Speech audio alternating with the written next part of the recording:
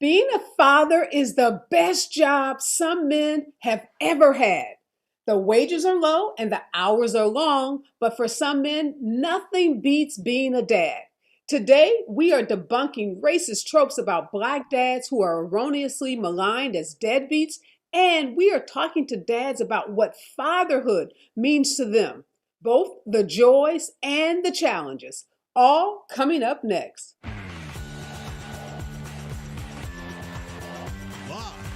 from Los Angeles, this is the Special Report with Areva Martin.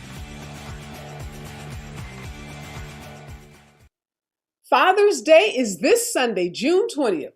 The first Father's Day was observed on July 5th, 1908 in West Virginia for 362 men who lost their lives in a mining accident. This was a one-time celebration and it wasn't an annual holiday. But later, the Father's Day idea was encouraged by a Spokane, Washington woman by the name of Sonora Smart. She tried to establish an official holiday equivalent to Mother's Day, but for male parents. She was successful, and Washington, the state of Washington, celebrated the first statewide Father's Day on June 19th in 1910. The day gained popularity with Presidents Wilson and Coolidge, and in 1972, President Richard Nixon signed a declaration making Father's Day a federal holiday to be celebrated every third Sunday of June. Now, in the early days, many men scoffed at the day and efforts to do what they called domesticate manliness with flowers and gift giving, all of which they saw as a commercial gimmick to sell more products. Now, these men would turn over in their graves if they knew that today Americans spend over $20 billion each year on Father's Day gifts. Now, although there are more than 70 million men in the United States who are fathers, their fatherhood experiences and relationships with their children are widely diverse. From single dads, stay-at-home dads to granddads, we are celebrating fathers today. And I can't be more excited about my first guest. He is John Fugelsang. He is a political commentator, comedian, actor, and host of the highly acclaimed SiriusXM radio show, Tell Me Everything. He is also a part of the Sold Out Sexy Liberal Comedy Tour and host of the Sanity Cast podcast. John is the proud father to Henry and a returning guest to the Special Report. Good morning, John. Hey, John, you're on mute. I can't hear you. That's unlike you because you're such a big talker. Well, you know what? Here's the deal. Good dads know to let mom talk first, and dads keep their mouths shut. So happy Father's Day and happy Juneteenth, and happy Father's Day to all the single moms out there and all the grandparents who do the job of a dad too. Well, thank you for that, John. I know that you are a proud dad to Henry. We're going to talk about that a little, but I also want to ask you about your own relationship with your father. What was that like? Well, mine was interesting for many reasons. My parents were both ex-clergy. My mom was a nun. My dad was a Franciscan brother. They took vows of celibacy. My dad taught history to Catholic boys in Brooklyn. He wore the robes and the belt and walked amongst the people like the lost Jedi of Flatbush. My mom was a nurse off with lepers in Malawi, Africa. My father met her and fell madly in love, carried a torch for many years for this woman he had promised God he would never want. Eventually, he got her to leave and they married and they tried to raise us to be progressive, free-thinking Catholics. So I do stand-up because I can't afford the therapy I require. But around age 11 or so, I learned what a vow of celibacy was.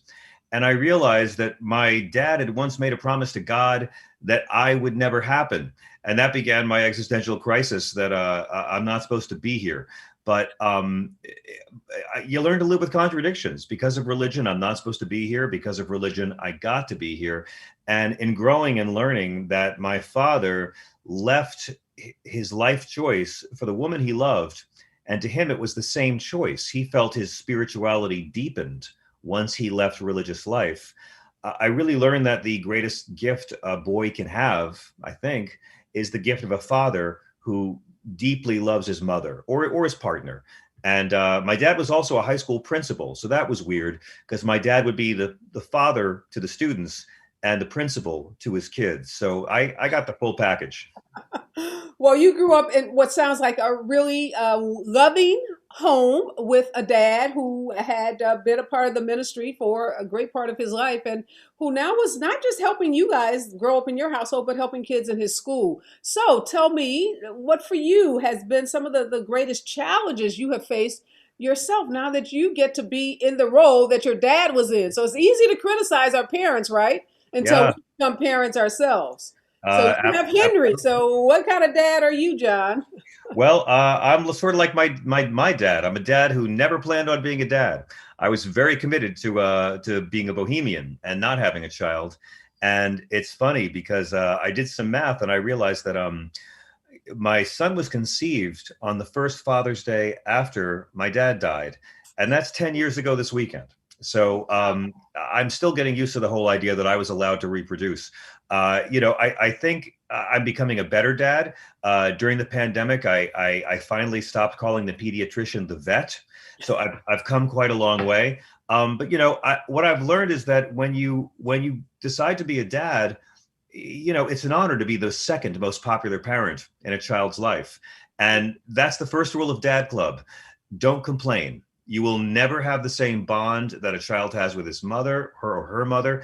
You can have a very deep bond, but it'll never be the same. Strindberg said that is the thankless position of the father in the family, the provider for all and the enemy of all. Um, and it's interesting. There's so many more quotes about mothers and Mother's Day than there are about fathers and Father's Day. But as you know, the physical presence of a loving father that increases a kid's chances of success, confidence, and resilience, of physical and mental well-being, their sense of humor. And it's weird being a dad in a time when, dads are what we make fun of. Dads have kind of given up trying to prove we're more than Homer Simpson. Dads know they'll make mistakes. Dads know they'll be told. And if a dad says, I'm fine, it means he's fine. If Yeah. mom says, I'm fine, you're in trouble. I'm telling you right now. Well, you talk about making fun of dads. There's a dad that's been made fun of a great deal over the last couple of months, and that's Ted Cruz.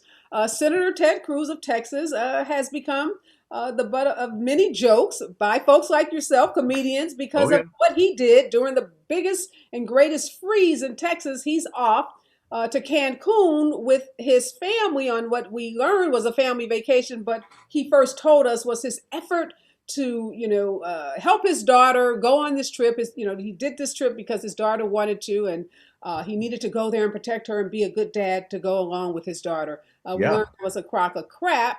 Oh, But yeah. what do you make of that? What kind of example was Ted Cruz setting for his daughter when he basically threw her under the bus? Yeah, you know what?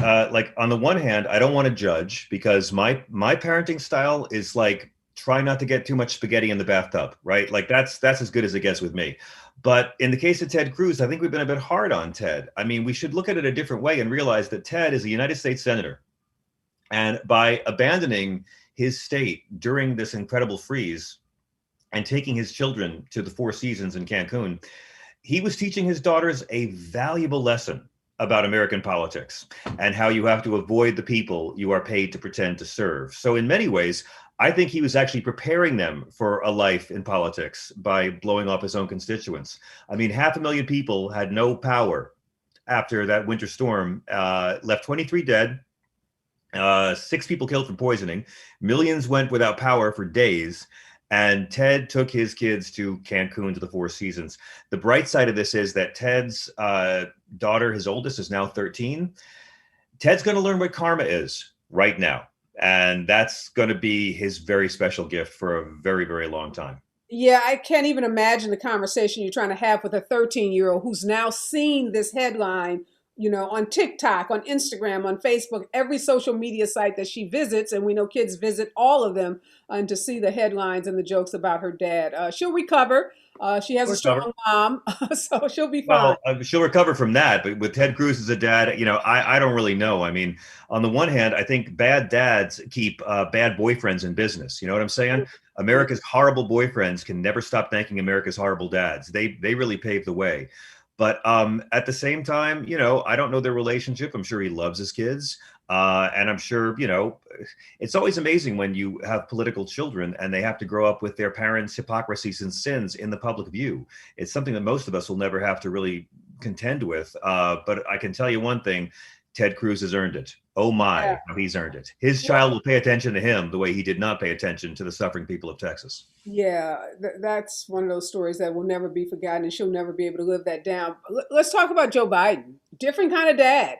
Yeah. Dad that is not shy about showing his emotions. So everything that men are not supposed to be, Joe Biden is. Talks incessantly about his kids, his grandkids. I heard a story that says no matter what meeting he's in, what world leader he's meeting with, if one of those kids or grandkids gives him a call, he's stepping away from that meeting to take that call because his kids are first. And we know the whole story of him catching the train, Yeah. back to Delaware to be with his family, after his first wife was killed in that tragic car accident. We've seen him emote about his son, Bo, that, died of cancer, sadly. And And the he lost story a child about in him the accident calling, too. He's yeah, he's buried more than one child. two kids. And then Hunter, I think this is the most impressive thing I've heard about Joe is that he calls Hunter every night. Hunter's dealing with addiction. And here's dad calling him every night, like, hey, accountability partner, not just dad, but trying to keep his son, on the straight and narrow path as it relates to recovery. What do you make of America? I guess we can call him America's dad. Well, that's what he ran as, That was he didn't run as the guy America's senator for 40 odd years. He ran as America's dad, and it was really smart branding. And I mean, we've had lots of wonderful, loving dads in the White House. Teddy Roosevelt, his kids used to run into cabinet meetings. JFK, same thing. I mean, JFK had babies, in the White House. I think Grover Cleveland had a baby. His wife had a baby while he was serving. We're all, I guess, dads on a scale, right? The spectrum of from great dad to horrible dad, somewhere between Barack Obama and Marvin Gaye Sr. That's where we all come in. And in the case of Joe Biden, we know his devotion to family, and he's my kind of Catholic guy, if you know what I mean. He's the kind of, we were all saying last year at the election, oh, these two old white men. Yeah, but there's different kinds of old white men. You can have the white men like Trump who are proud to be the same person they were in the 1970s and not have changed at all. And then you can have old white guys who have learned, who've made mistakes, who've apologized for things they've said, who've had to grow and sometimes grow in public. I've never seen a father, seldom seen a father. I mean, Martin Sheen's gone through this, but having your child have a very public struggle with addiction. And in the case of politics, knowing that your child's illness will be used against you in as many ways as possible.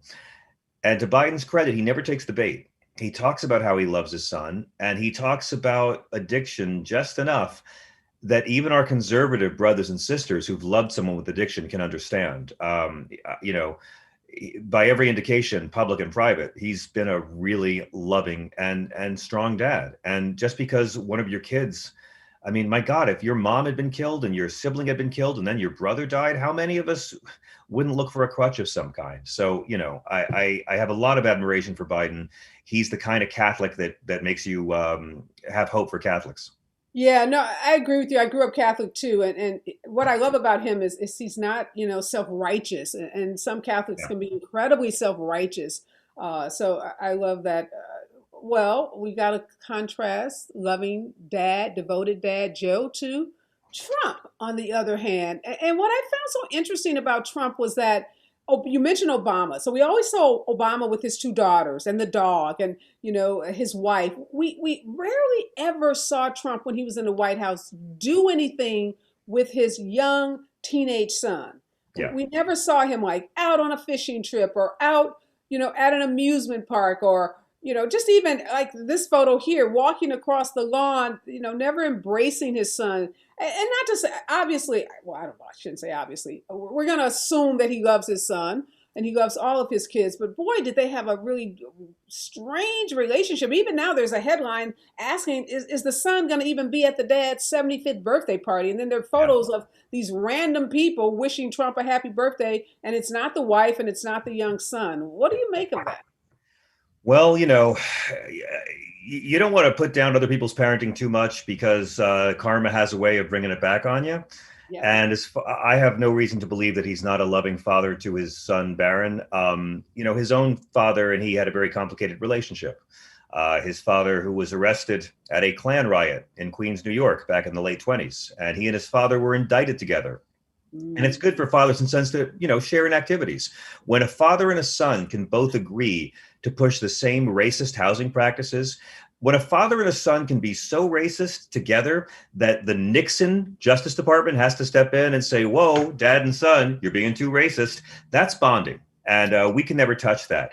What we do know about Donald Trump is that he called his daughter a piece of ass. Yeah. What we know about Donald Trump is that he told his second wife that he would cut off child support payments if their daughter went into the Peace Corps or the armed forces. And we know he raised Don Jr. So I think we can just leave it right there. You can rest your case on that one, John, as we say in court. Okay, you rest your case. All right, John. Thank you for helping us understand these political dads. Now I've got to ask you, what is Father's Day going to look like for you? What are you going to be doing? Are you going to be with Henry? Are you going to be with his mom? What are you going to celebrate? We actually have we're gonna take him out, and we are going to the movies with him and his friends on Father's Day. And I'm guessing the plan is going to be that he's going to make fun of me a lot. That's going to be it. I mean, that's one of the parts of being a dad. You can make fun of dad's physique because dad is not allowed to beat you. So we have the dad bod. Can you imagine if you joked about mom bods in the house? You'd be living in the backyard. That doesn't happen that way. Dads can take it. So I don't know what's going to happen, but I know that I'll be the butt of jokes. I know that I will have to deal with it. But, dads' jobs are to roll with it and be funny. A dad realizes that one screaming child is horrible, but 6 screaming children in the same room is hilarious. It's called the Chuck E. Cheese effect. So, I'm going to roll with it and put up with the jokes. And I had some deadbeat dad jokes somewhere, but I abandoned them. I hope they're okay wherever they are. Well, thank you so much for joining me this morning, John. You can catch John on his Sirius XM super uber popular radio show, Tell Me Everything, and now on the Sanity Cast podcast with John Fugelsang. So, good friend, always pleasure to see you. Happy Father's Day to you. Enjoy your outing with Henry and his friends, and my best to you and your family. And I look forward to seeing you in New York. It's always a great joy to see you, Areva. Have a beautiful weekend. And again, happy Juneteenth, happy Father's Day to all the single parents who do the work of 2 parents. Peace. All right, John. All right. My next guest is Joseph Phillips. He is an actor and a writer. You've seen him on The Cosby Show, General Hospital, A Different World, and more. And recently, you've seen him in 13 Reasons Why and Criminal Mind. He is the father of 3 and also a returning guest to the special report. Good morning, Joseph. Good morning. Good to see you. So, Joseph, you too. I'm going to jump right in here. You have 3 sons. Yes. 3 Black sons. Tell us, in this era of George Floyd, Breonna Taylor, all of these, conversations we're having about race and policing and Black men in policing, what are you talking to your sons about as it relates to policing, what we call in the Black community the talk? How did that go for you? Wow, I wasn't really prepared for that question. I have 3 beautiful, intelligent, remarkable young men. My oldest, I see that picture. They were upset that I asked them to do that, but they liked the result afterwards. They thought it was fun. But my oldest, Connor, is a graduate of West Point and currently serving our nation in the United States Army. My middle son is a rising senior at UC Santa Barbara, a burgeoning musician. My youngest is at the University of Nebraska. He's on the gymnastics team and a member of the student government there. So I'm very proud of them. In terms of growing up in a political household, when they were young, I was doing a lot of commentary and on television, punditry and all of that. So we talked very honestly about things that were happening in the world. We still talk very honestly about it. I'm more on the libertarian side, of course. So now we kind of mix it up because they're becoming grown-ups and developing their own political ideologies. And I just tell them to read and be able to defend what you have to say with facts. One of the things that I've told them, and I don't know if this is an answer to the question, but I believe it's important for everyone in this country to be armed with two things: a camera and a gun. And I think it's that serious. And I believe that I've raised my boys to be on the side of justice, to feel injustice in their guts and to fight it.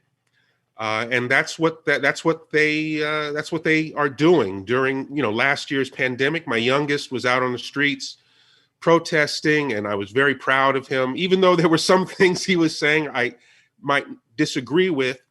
But the fact that he was feeling what was happening so intensely, I think, was the result of his being raised by my ex and myself, and the values that we instilled in him. My other two sons, it's the same thing. Let me ask you this, Joseph. I know that a lot of Black parents tell their kids that because they're Black, because they're African American, they have to work twice as hard and be better, to get ahead. Is that a conversation you had with your three sons? They're super successful, West Point and, college students. Well, not exactly in those terms. Some of the things that I, not just me, but so we're talking about fathers, and I want to make it clear that my ex-wife and I were terrific partners in how we raised our kids, and she was and continues to be a fantastic mother. But we're talking about fathers, so I'm going to emphasize my part. But you get to do that on Father's Day, right? So, but some of the things that I emphasized to them was that there is no monopoly on brain power, and that there is nothing that you see anyone else doing that you are not capable of doing, and that you as a Black man are not capable of doing.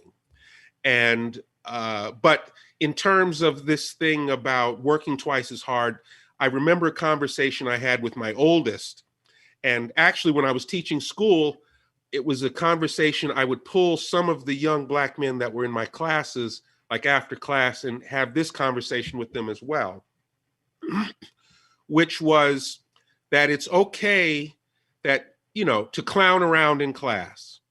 You have to be very careful, particularly if you're the only Black man, boy, young man in the class, that people are laughing with you and not at you.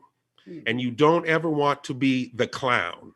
And that it's a very fine line, I think, particularly for young Black men in school. And so I emphasize to my oldest, because he has a great wit and very irreverent and loves to play and laugh, that being witty and being a disruption to class, two separate things. Mm-hmm. It's okay. I don't mind you having a wit. I don't want you to be the clown.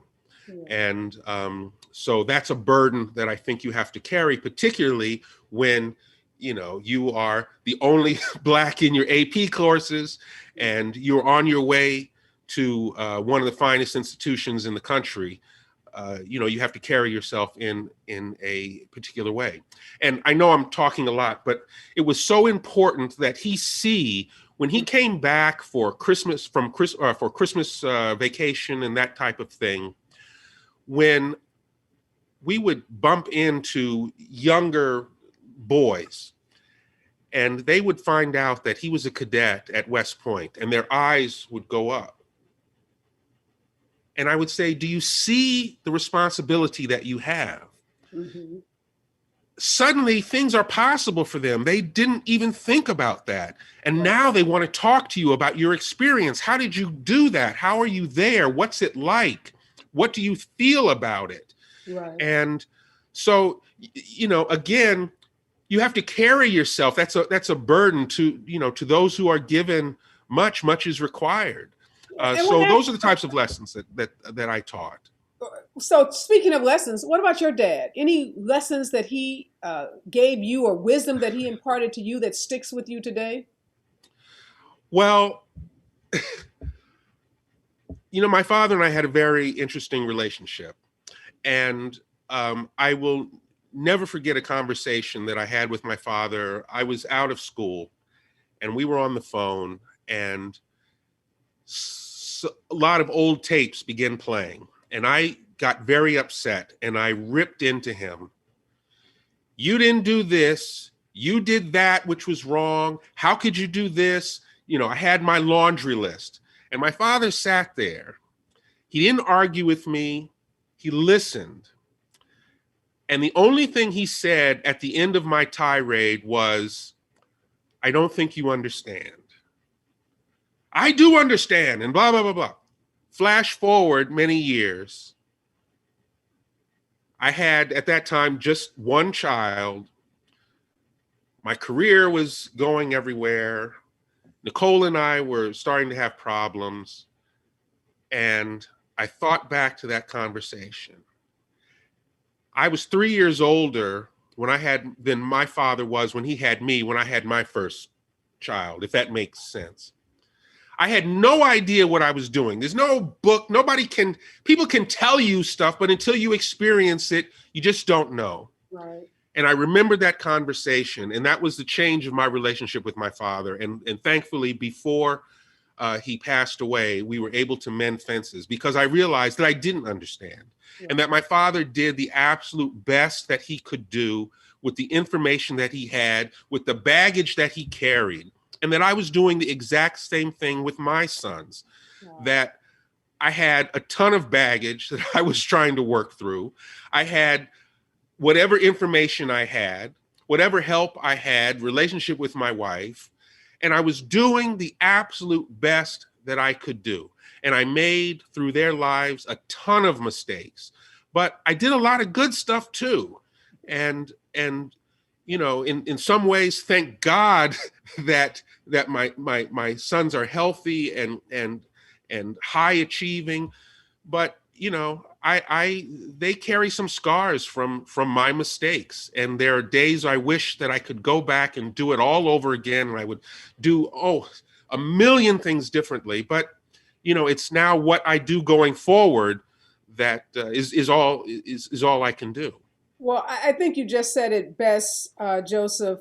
As parents, we don't get a manual, don't get a book, and we don't get a do-over. No. But I think, just acknowledging that you made some mistakes, but apparently from your passion and everything you're saying, the love that you gave your sons was so incredible. You and your wife, don't want to leave off the wife as father. Well, I want to say this is, as your wife. You had said something earlier, and I wanted to make this point. My father was old school South. So when he told me he loved me, it was always kind of in the middle of me getting chewed out for something. Blah, blah, blah, blah, blah, blah. Now, look, I love you, but blah, blah, blah. So I said, I don't want to do that with my kids. So through the years, my oldest is 23. So for 23 years, I've tried to always tell them that I love them, I'm proud of them, just out of the blue. Not in an argument, not in the midst of admonishing them or disciplining them. Just hug them and tell them, hey, I love you. I'm proud of you. And so they get texts from me. They're spread all over, and I'll just have the feeling sometimes. I just want you to know how proud I am of you. Wow. I'm just sending you this because I love you.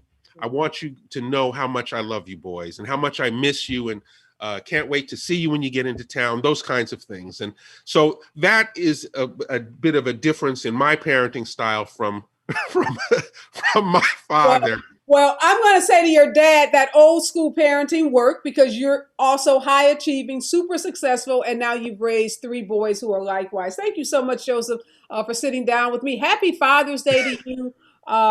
Keep on doing what you're doing, raising those strong, Black men who obviously are going to be, leaders in this country. And it's because of the lessons they got from you as a dad and the lessons you got from that old school dad that you had. So again, thank you so much for joining me this morning. All right. Thank you for having me. All right. My next guest, they're on a mission. And this is a mission to support Black fathers and eradicate the racist stereotypes that say that Black fathers are absent and are deadbeats. Joining me this morning is Brandon Frame. He is the founder of The Black Man Can, and also Kenneth Braswell, a national authority on fatherhood. He is the CEO of Fathers Incorporated and the CEO of Black Dads Count. Good morning. Good morning. Good All right, morning. and Brandon, I want to start with you, Brandon. You sent us some really beautiful pictures of you and your father. What was your relationship like with your dad?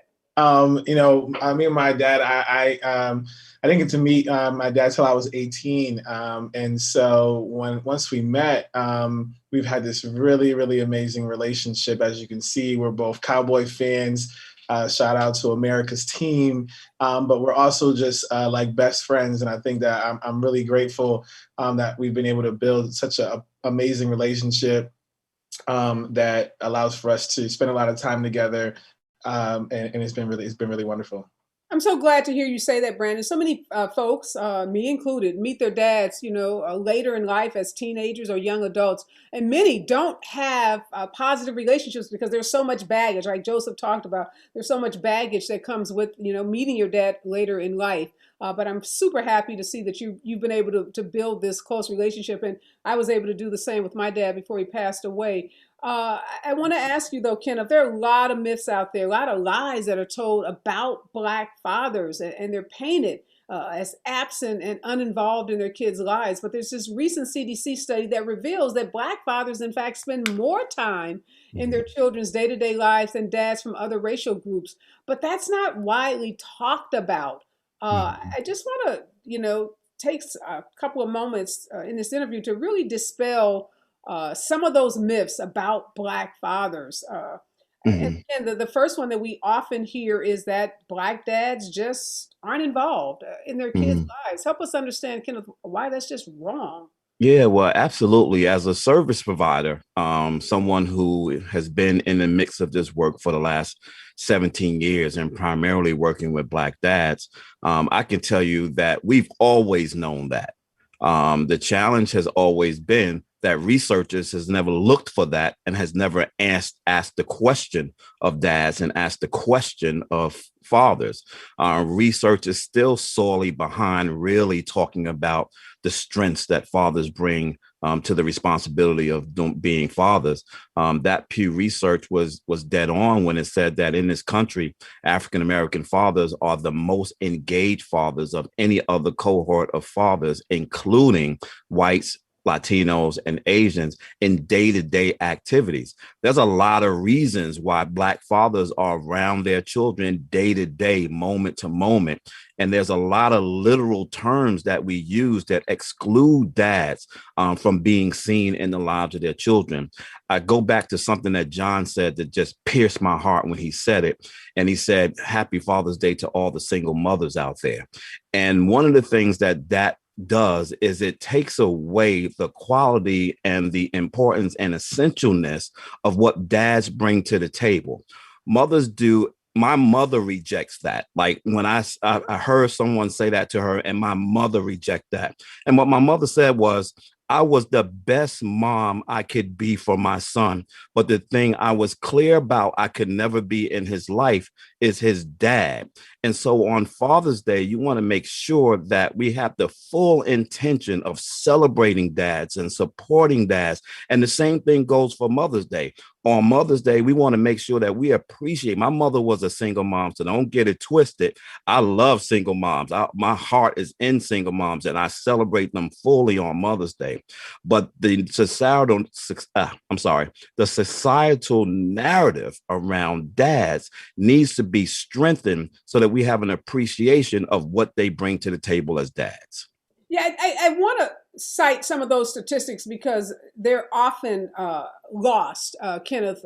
And that Pew study and that CDC research that we're talking about, some of the outcomes show that 70% of Black dads, as compared to 60% of white dads, were more likely to have bathed, dressed, diapered, and helped their child with toileting than, like I said, than white dads. So you got 70% of Black dads doing those day-to-day activities versus 60% of white dads. And then 41% of Black dads help their kids with their homework. Absolutely. compared to only 28% of white dads. And Hmm. this breaks my heart that those statistics aren't more widely known, and that Hmm. there's this narrative painted that somehow black dads are deadbeats and not absent. I think, and are absent. I think of that classic line in Boys in the Hood, if you guys remember, when Angela Bassett is talking to the teacher about Trey and some trouble that Trey's gotten into, and the teacher's like, and Angela says something about, well, I'm going to talk to, Trey's dad, and the teacher's like, oh, Trey has a dad?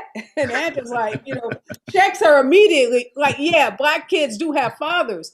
And it's a line in a movie, but it really resonated with me. And it is so often how people think of black Hmm. kids as being fatherless. Hmm. And we've got to really work to destroy that myth.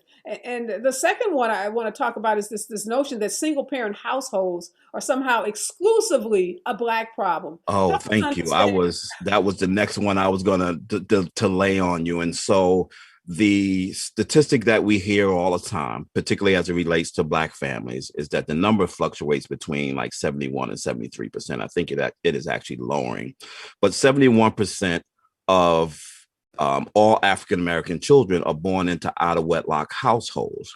The way that people interpret that is 71% of African American children are fatherless. That's not what the data says. It's simply saying that they're born to two parents that did not get married. It does not speak to who's in the house. It does not speak to who's in their lives. This term, again, I harp on these terms because it's part of our problem.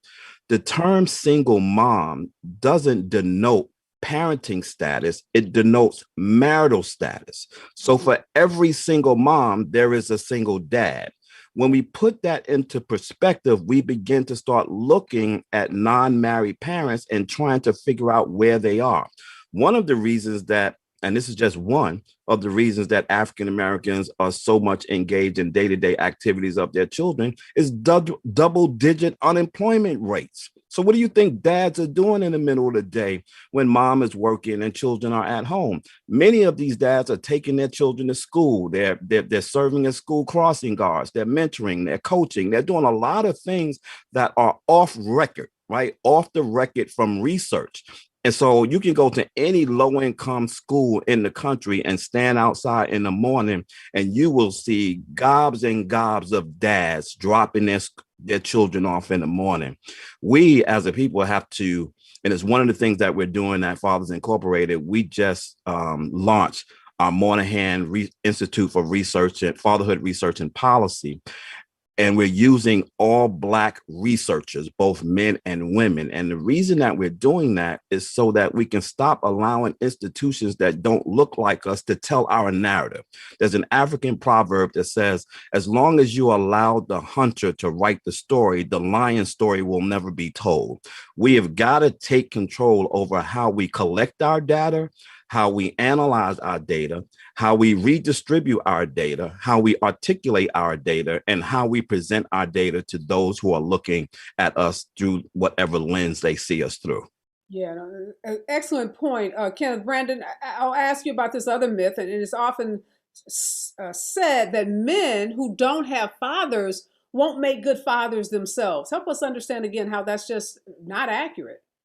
It's hugely widely inaccurate. I'm not a father yet, but I look forward to being a father, and I know I'm excited about what I'll be able to do with my child and children in terms of raising them and giving them an amazing home life, amazing education, and so much more. And ultimately, like when I think about my legacy, that's what it will be. It will be the kids and family that I bring forth, and then they'll go out into the world and do amazing things and carry on that legacy. Yeah, and we know there are lots of men who've grown up without fathers who are wildly successful, from George Washington to President Barack Obama. You can't think of a better father figure than Barack with his two daughters and all the images we saw of them during the 8 years that they were in the White House, and how incredibly close, he is with his wife and with his daughter. So that notion that just because you don't have a father in your life, and I know so many African American men who grew up without their fathers who are amazing. I mean, absolutely amazing dads. So again, that's one of those myths that we want to debunk. I'll just ask you, Kenneth, why is it that you think that even though that CDC study is out there, it shows those statistics about Black fathers being more involved in the lives of their kids than white dads, that this narrative is perpetuated? Why is that narrative perpetuated about Black men? And why don't we say that there's a crisis with white men in fatherhood? Because that seems to be what that study says, is that, hey, we've got to do something because white dads are not stepping up to the plate. Absolutely, because if you look at the data, you see that all families are suffering as it relates to out of wedlock births and any other of the statistics. We spent a lot of time looking at the Moynihan Report. We know that the Moynihan Report of 1965 painted a picture of African American families with Black men in the forefront of why they created that. And here we are some 55 years later, when back in 1965, he said that those numbers were horrific. If it was only 29% back then in terms of out of wedlock births, and it's 72 or 71% now, then what is it today, right? It's catastrophic. And at the same time, those numbers have also increased for all other families. We have a family issue in this country, right? And we really have to begin to start looking at the individual entities in our family, pay more attention to the individual needs of moms, more attention to the individual needs of dads, and pay more attention to the individual needs of children, and then figure out how the solutions in each of those categories help them to keep their bonds and their families together, no matter what their families look like. Most of our narrative is still stuck in what we believe is a traditional family: married, 2 kids, house, picket fence, and a dog, right? That's not the way our families look today. And so including the census data is still struggling with how to frame the term family because it looks so different. And so for practitioners, what we have to look at is we have to look at the realities of what we're facing in the communities that we serve. And so we know that, particularly here in Atlanta, we serve 99.9% African-American men. And that's not because our agency doesn't serve other men, but when we cast a wide net, that's what we catch in our net. And so when we look at those dads, we know they're all over the place. Some dads got multiple families. The number of single fathers are increasing rapidly. We're seeing more single dads who have custody of their children coming into our doors looking for services.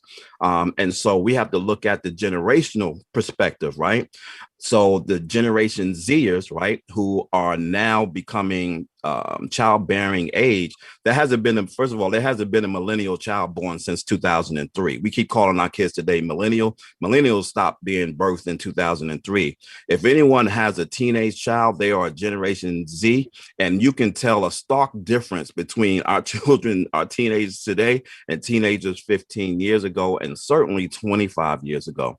So we have to start looking at our families even generationally, because both men and women, as we empower ourselves, right, as we try to close disparity gaps between Black women and wages and Black men and incarceration and employment, as we try to empower each other to close those gaps, we still have to figure out how the mindset of both men and women, fathers and moms are changing, because parents today are making sound decisions about who's the best parent to raise the child, who's the best parent to stay home, who's the best parent to go to work, who's the best parent to go to college, do we want to get married now, or do we want to wait 10 years? Do we ever want to get married? What's the decision in getting married, right? And so we have to really change how we reimagine what our families look like today, so that we can get a truer picture on what they need. Yeah, you're so right about, this whole evolution of the term family, because if you look back 50 years ago, you talk about there was a mother, a father, a couple of kids, a picket fence, and a dog. And now, particularly as it relates to dads, we're talking about adoptive dads who are, adopted kids, single dads, gay dads, all kinds of, dads that don't look like the dads of 50 years ago. And even the changing roles. Dads aren't the primary breadwinner in so many families. Absolutely. Dads are staying home and women are going to work, or they're, co-equals in terms of, the creation of income for a family. I'm running out of time. I do want to ask you, Brandon, though, how is your organization supporting Black fathers in particular? So one, just through our social medias, first, we have posting just images and narratives, so that everything that Kenneth is talking about, people see it, right? We have such a large following 7 million impressions weekly, and people are seeing how Black men show up as dads throughout the world and what that looks like. That we are vulnerable, that we are nurturing, that we are caring, and that we are making sure that our children are becoming the best that they can be. And then we also host various events from award shows and dinners and summits that bring fathers together with their sons so that they can build that brotherhood and build that bond that's so needed between the two. Well, thank you so much, Brandon and Kenneth, for the work that you're doing to uplift fathers, and particularly Black fathers, and to dispel some of those myths about Black dads. I think it's so important on Father's Day that we do recognize that there are millions of Black fathers out there who are holding it down, some in the house with the mother, some on their own as single dads. But as that study shows, Black dads are present, they are involved in the lives of their kids. And that's something that we need to celebrate and something that we need to widely disseminate. So again, thanks to both of you for doing just that. Thank you so much. Thank you. All right. My next guests are parents to a young adult son on the autism spectrum. So we're talking to them about what is it like to parent a kid who's on the spectrum. Please welcome to the show Philip and Susan Hain, and they are here with their son, Andrew. And I've known Andrew since he was a little boy, and now he's a young adult. He's an autism self-advocate. I want to start with you, Philip. Welcome back. I know you're a great dad because I've watched you and I've watched Andrew grow into this amazing young man. But tell us what some of the challenges you faced as a dad of a young man on the spectrum. Well, we all have different experiences. I think we're very fortunate. Andrew, as you will see, and you know, Areva, is very capable. He's very independent. He has a part-time job. He can navigate the bus and get around town, but that's not every dad's experience on the spectrum, as you know. Many dads have sons and daughters who are nonverbal, have behavioral issues. So we consider ourselves fortunate, and everything we know we had to sort of learn by doing. When Andrew was diagnosed, we had no experience in autism.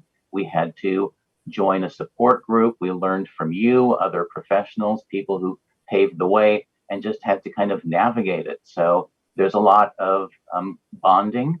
And as people said, there's lots of, clubs, and people talk about, the autism mom warriors. The dads have to do something too, and be present and learn and figure out how to navigate, whether it's social services, whether it's the school district, and learn how we can provide for a child who has different special needs, and each experience is very individual. You're so right, Philip. There's so much in the literature about the autism warrior mom. Not a lot of emphasis on dads, and for many years there was this myth that there was higher divorce rates between parents of kids with autism. We know that that's been debunked, that there's no higher divorce rates amongst parents of autistic kids than, in the general population. But dads like yourself, Philip, don't get enough attention. And Susan, you've been married to this wonderful dad for many, many years. Tell us, what makes Philip such a great dad? He's present. I think that's a big part of it. He has always been there. He, years ago when I wasn't working, and he was still there. He was always involved with everything Andrew did. He even did scouts with Andrew for a while, and always been involved in our synagogue. And he was there, which is a big part of it. Because they say warrior moms because the moms are there all the time, especially the moms who don't work, which I didn't for many years. But the dads are too. And Philip definitely was, even when he worked a lot, he was always there for Andrew and me, obviously. All right, Andrew, you're up next. Tell us, what's your favorite thing to do with your dad? Oh, gosh. Well, I don't know if there's a single answer to that question, Areva. And I loved, by the way, that we saw the pictures of the three of us with Jamie Foxx at Beach Shazam and Elizabeth Banks at Press Your Luck. That was so amazing. But to answer your question, I don't think there's one thing I like doing with my dad, because we've done a lot together. He's helped me learn how to cook, and He's taken me places I've wanted to go. And there's a lot, actually. There's no one definitive answer as far as I'm concerned. What do you want to say to your dad, Andrew, on this Father's Day?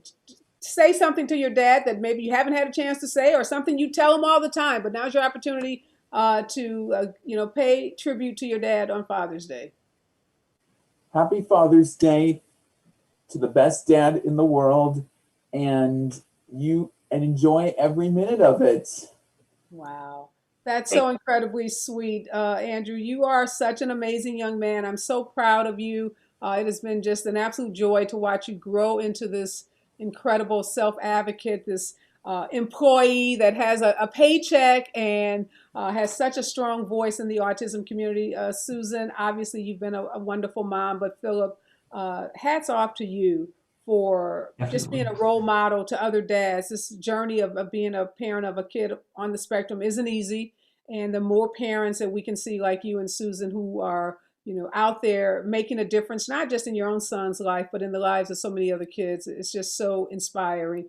Have the best Father's Day imaginable and continue to be a bright light in the autism community. Thanks to all of you for joining. Thank you, Areva. And remember to always understand me, support me, accept me, love me for who I am. That's my motto.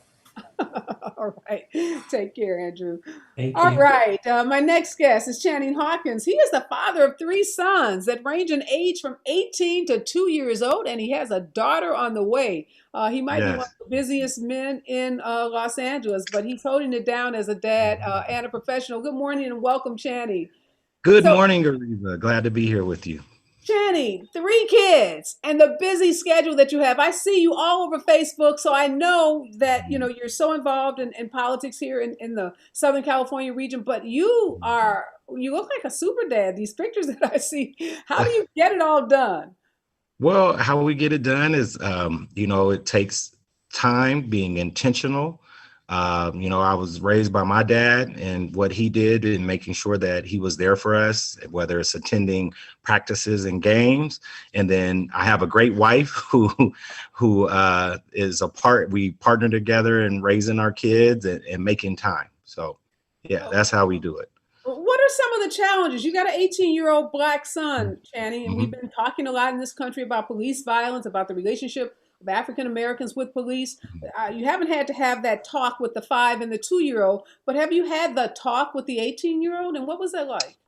Yes, absolutely. I mean, unfortunately, in this country, as a Black father or Black parent in general, we have to have those conversations. And I think that's why this time is very important, because we're starting to let the broader society know we have to have things like the talk.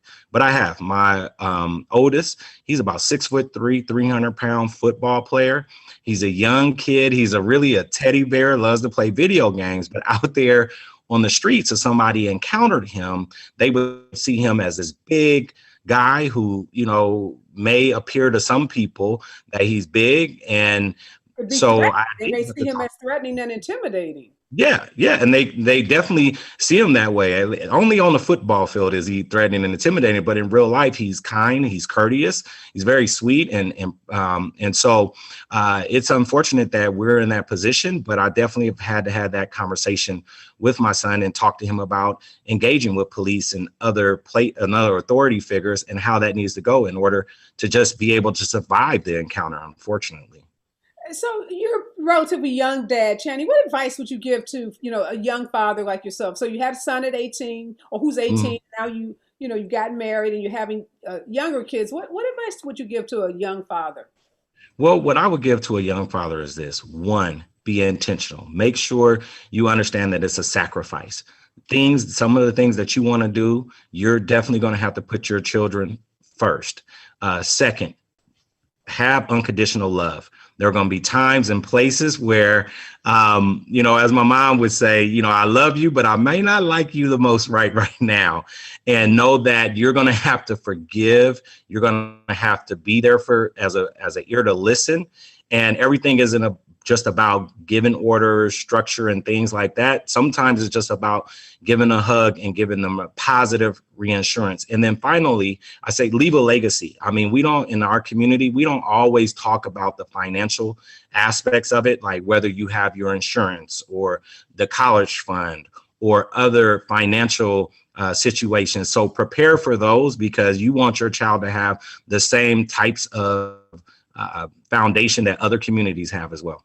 And Channing, we often talk about mothers and some of the psychological things that happen when women have babies, like postpartum depression, but we rarely talk about some of the psychological changes that dads go through. Tell us what happened in your life. Were there any changes in your personality, or just emotions that you went through with fatherhood? Well, my wife says it's COVID-19. I said it's her being pregnant. So we're both pregnant and eating more food in the middle of the night. So that's one thing that I would say kind of happens. We're both in that boat together. But on an emotional level, I think what's changed is loving somebody, another person, as much as I love my children.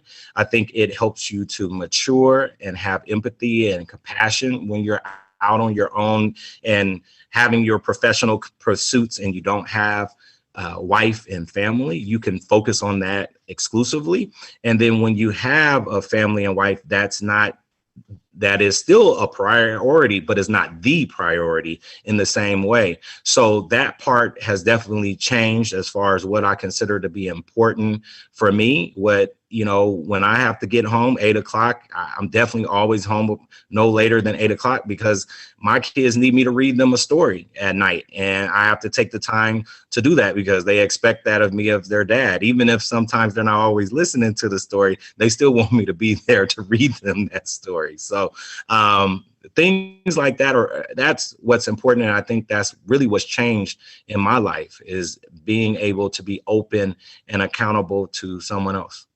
Well, you've talked a lot about your wife. We know you have a beautiful wife, Daphne, and that she's expecting a new baby, Yes. adding to the Hawkins family. And look, your wife is here with two of your beautiful sons, and they have a message for you. Welcome, Daphne, and welcome, Mr. and Mr. Hawkins. Hello, happy Father's Day. I'm down to say happy Father's Day, Daddy. Thank you. How adorable. Daphne, tell us, what is it like to be married to Channing, and what kind of dad is he? Like I said, I see him on Facebook, and he looks like, he should get the Man of the Year, the Father of the Year award. He should, because he's an amazing father. It's got a haircut. He's an amazing father, and I love him dearly. He's really taught me too what legacy means and leaving a legacy for our family. And so I'm just grateful for him. He's amazing. I'm grateful to his father, who taught him how to be a father. And then I'm grateful to my father, who taught me how to recognize an amazing man and husband and father as well. So it's been a blessing for us. So what you see is what you get, Areva. Well, you all are a beautiful young family. Can't wait to meet your daughter. You're due in September. So, Channing, you're going to have the football team and the cheerleader. So you got it all covered. That's right. Well, she's anything like her mom. We're going to have a football team and the CEO. So. Okay. All right. Well, I love it. I love it. The CEO who will own the football team. You go. Playing on the field, and then you'll have the boss lady owning the team. But that's right. That's to both of you and to your beautiful children for joining us for this special Father's Day tribute. We just wanted to highlight a young family that has figured this fatherhood thing out. And it looks like, Channing, you are exactly that. You figured out how to, be an incredibly successful professional, but also such a great dad. And we can tell from the big smiles on the faces of those kids that you are indeed a great dad. Have a wonderful, wonderful Father's Day. Thank you. Thanks to all of you for joining me this morning. Thank you so much. Wow, I want to say thanks to all of my guests and to all of you for tuning in, all of my dads, wishing you the best Father's Day possible. We've talked a lot about fathers and great fathers, and we've heard some wonderful stories, but there are about 20 million kids in this country that don't have a father figure in their lives. And, you dads that are out there, you can do something about that, because to be a father figure, you don't have to marry the mother. You don't have to have been the biological father. You don't have to adopt a kid, but you can play a role in the life of a kid out there that doesn't have a father figure. You can, volunteer at your local Big Brothers program. And there's so many other programs throughout this country that allow men to mentor and to be a father to kids who don't have a father figure in their lives. So dads that are out there, consider that. There's some kids out there that need you. Some words to live by before I get out. My favorite poet, Maya Angelou, you've heard me say this over again, time and time again, that when we know better, we do better. Well, we know better, and we should be doing better by Black fathers. When it comes to conceptualizing Black fatherhood, stereotypes and anecdotal experiences pair with inflated data to produce this dish that is as superficial as the fraudulent images of fast food we see in marketing ads. The dish is served and sadly consumed so often that even governors and presidents eat it up and perpetually serve it to the American people. And that's that myth that Black fathers aren't involved. We've heard that is just that. It's a myth, it's fallacious, and it's time to change that narrative. It's time to stop maligning Black fathers. And take it from me, a girl who grew up without a dad, I've discovered it's not who is missing in your life. It's as important to focus on who was there for you. And even if you meet your father later in life, if your father has been there for you, it's something to celebrate. I want to give a big shout out to my husband, Ernest, who is a great dad to my three kids, or our three kids. Many of you met him on Oprah Winfrey's The OWN network, Black Love. He is indeed a father extraordinaire, so a big shout out to him on Father's Day. And I also want to give a shout out to my young nephews. I have a lot of young nephews who are proving the stereotypes about Black fathers, proving those stereotypes to be wrong. My nephews, Brandon and Ryan and Joshua, Clyde, Eric, are just a few. These are all Black men under 40 years old who are incredible dads. A big shout out to one of my nephews, Michael Young. He's the latest to join the Dads Club. He and his fiance gave birth to Nellie Renee on February 13. And he has been involved in Nellie Renee's life every step of the way. He was in a delivery room when his fiance gave birth. He has been there holding the baby, feeding the baby, changing the baby, sending his Aunt Areva regular updates and pictures of Nellie Renee, and allowing our entire family to be a part of her life, even though they live in North Carolina. So big shout out to you, Michael, on your first Father's Day with your daughter. You are doing an amazing job. These are dads that are proving that all those stereotypes about Black fathers in particular are wrong. And I just want to say happy Father's Day to my nephews, my own husband, and to all the dads out there. Have an incredible Father's Day. I'm out, y'all. Be safe out there. And remember, we are all in this together.